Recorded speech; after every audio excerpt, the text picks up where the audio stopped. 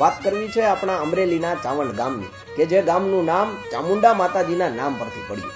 આશરે 350 વર્ષ પહેલા રાહા આપા ડેરે ચામુંડા માને કીધું, માડી મને રસ્તો બતાવો.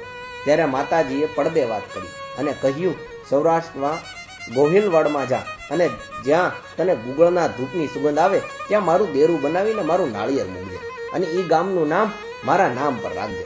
આમ રાહા આપા પોતાની ગાયું ભેંસું લઈ હાલી નીકળ્યા અને હાલના ચાવંડ ગામ નજીકમાં આવ્યા અને ધૂપની સુગંધ આવી અને દેવીની સ્થાપના કરી અને ચાવંડ ગામનું નામ પડ્યું.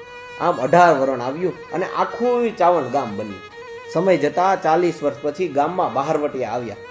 આખું ગામ બાજુના ગામમાં લગ્નમાં ગયું હતું. ત્યારે રાહા આપા ડેરની ઉંમર 70 વર્ષની. તેમણે માતાજીને યાદ કર્યા. માતાજીએ આશીર્વાદ આપ્યા કે હું આગળ અને તું પાછળ, હાલ ઊભો થા. આમ રાહા આપા અને માતાજી એક હારે 5-6 ને રોળતા જાય છે.